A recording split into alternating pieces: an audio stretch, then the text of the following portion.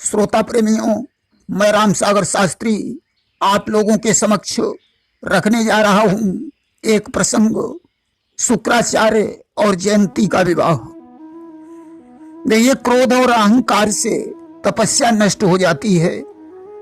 जब नरसिंह रूपधारी नारायण ने हिरण्याकश्यपु को मारकर प्रहलाद को दैत्यों का राजा बना दिया, तो एक दिन प्रहलाद के राज्य में च्यवन ऋषि का आगमन हुआ। प्रहलाद ने उनकी पूजा अर्चना करके सर्वोत्तम तीर्थ बताने की प्रार्थना की। च्यवन ने कहा, जिनका शरीर मन क्रम वचन से शुद्ध होता है, उनके लिए हर स्थान तीर्थ स्वरूप है, परंतु दुरात्मा के लिए गंगा का तट भी तीर्थ नहीं बन सकता, क्योंकि वहां भी वह अपने नीच कर्म नहीं छोड़ पाता। इस कारण उस तीर्थ की पवित्रता नष्ट हो जाती है। शुद्धात्मा को किसी तीर्थ की आवश्यकता नहीं है। फिर भी यदि तुम्हें तीर्थ की प्रबल इच्छा है तो नैमिषारण्य सबसे उत्तम तीर्थ है। कि तीर्थ वर नैमिष विख्याता, अति पुनीत साधक सिद्धिदाता। महर्षि च्यवन की बात सुनकर प्रहलाद कुछ इच्छालुओं को साथ में लेकर नैमिषारण्य में पहुंचे। वहां उन्होंने अनेक ऋषियों को तपस्या में लीन देखा। उनके आश्रमों में अस्त्र शस्त्रों को भी रखा हुआ देखा।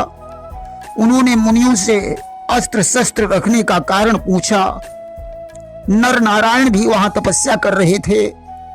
नर ने कहा, तपस्या समर्थ व्यक्ति द्वारा ही संपादित की जा सकती है।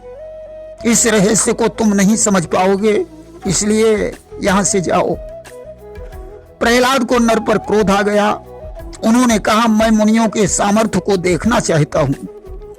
अब या तो ये अस्त्र शस्त्र यहां से हटा दिए जाएं या मेरे साथ युद्ध करें। प्रहलाद की बात सुनकर नर नारायण को क्रोध आ गया और उन्होंने धनुष उठाकर प्रहलाद पर बाणों की वर्षा करना शुरू कर दिया। प्रहलाद ने उनके समस्त बाण बेकार कर दिए। अब नर नारायण की सहायता के लिए देवता आ गए और उधर प्रहलाद की सहायता के लिए दैत्य गण उपस्थित हो गए। अब तो घमासान युद्ध होने लगा, परंतु प्रहलाद को विजय प्राप्त नहीं हुई।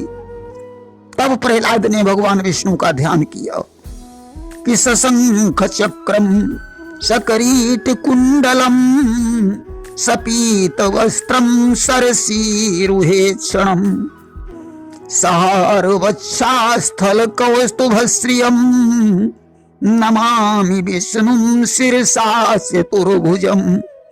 भगवान विष्णु प्रकट हो गए। प्रहलाद ने कहा, प्रभु मुझे विजयी होने का वरदान दीजिए। विष्णु ने कहा, प्रहलाद नर नारायण पर विजय प्राप्त करना असंभव है, क्योंकि ये दोनों मेरे ही अंशावतार हैं। इसलिए युद्ध बंद कर दो और वापस लौट जाओ। अस्तु प्रहलाद ने युद्ध बंद कर दिया और पाताल लोक को चले गए। नर नारायण पुनः तपस्या करने लगे। देखिए, काम को जीतना सरल है, किंतु अहंकार को जीतना कठिन है। कोई भी युद्ध किसी भी कारण से लड़ा जाए, परंतु उसका मूल अहंकार ही होता है। अहंकार से तप और पुण्य दोनों नष्ट हो जाते हैं। नर नारायण ने अहंकार के वशीभूत होकर प्रहलाद से युद्ध किया था, जिससे उनकी तपस्या नष्ट हो गई और पुनः तपस्या करनी पड़ी। अहंकार मनुष्य का सबसे बड़ा शत्रु है। इसी अहंकार के वशीभूत होकर भृगु ऋषि ने क्रोधित होकर भगवान विष्णु के सीने पर लात मारी थी।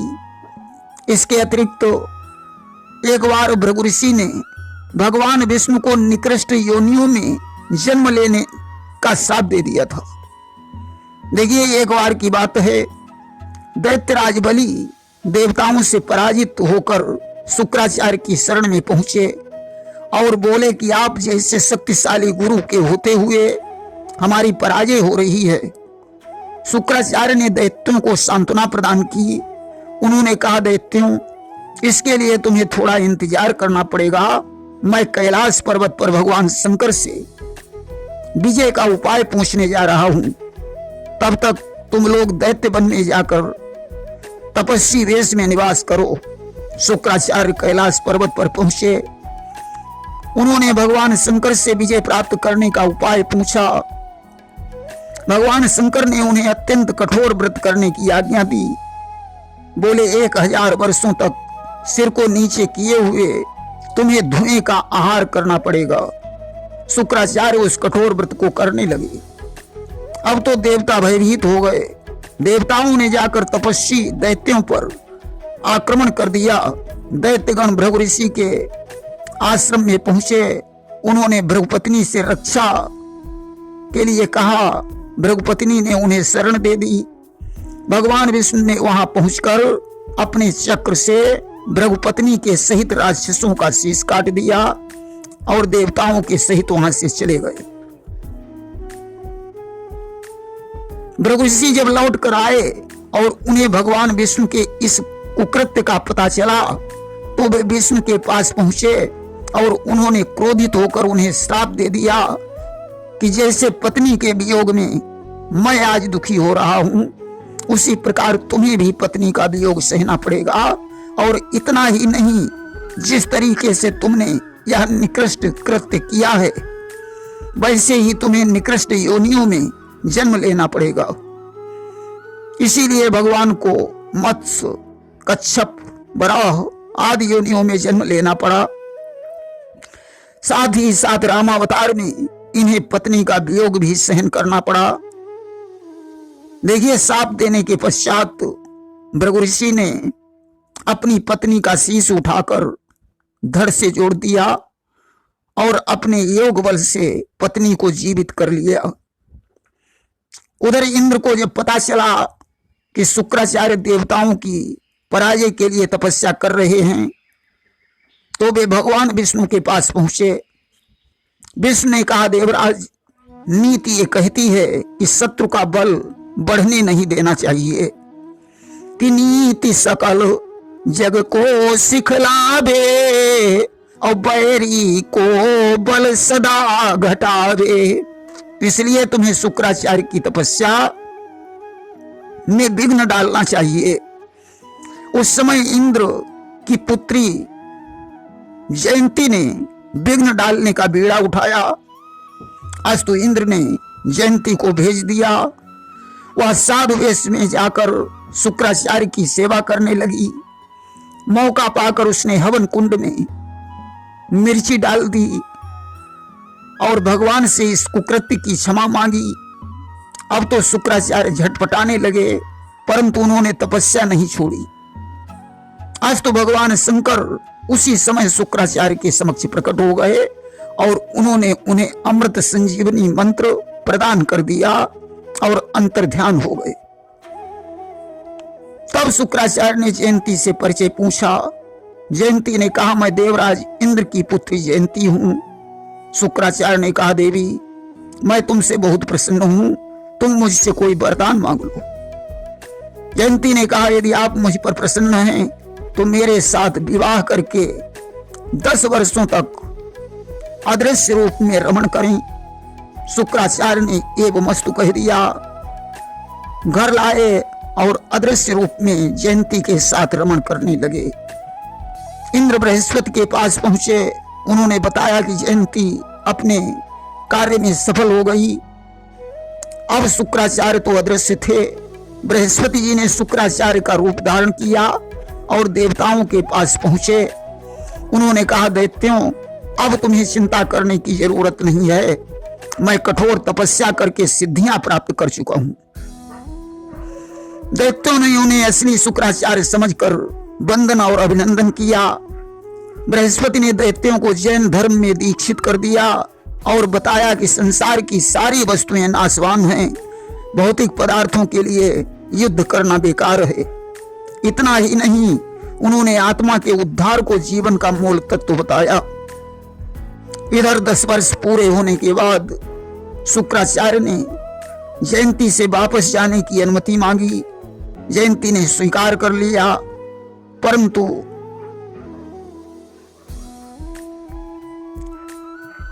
परंतु जब वे वापस लौटे तो उन्होंने दैत्यों के पास दूसरे शुक्राचार्य को देखा। शुक्राचार्य समझ गए यह बृहस्पति की चालाकी है। उन्होंने दैत्यों से कहा कि असली शुक्राचार्य मैं हूं, तुम्हारे साथ धोखा हो रहा है।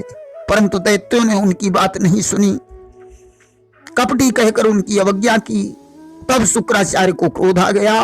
उन्होंने दैत्यों को श्राप दे दिया, जाओ दुष्टों, अब तुम हमारे श्राप से विनष्ट हो जाओगे। आज बृहस्पति अपने कार्य में सफल हो गए, इंद्र के पास लौट आए।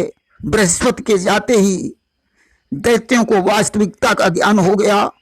वे शुक्राचार्य के पास जाकर क्षमा मांगने लगे। अब तो शुक्राचार्य उनके उद्धार की चिंता करने लगे। उन्होंने दैत्यों से कहा कि अब तुम देवलोक पर चढ़ाई करो।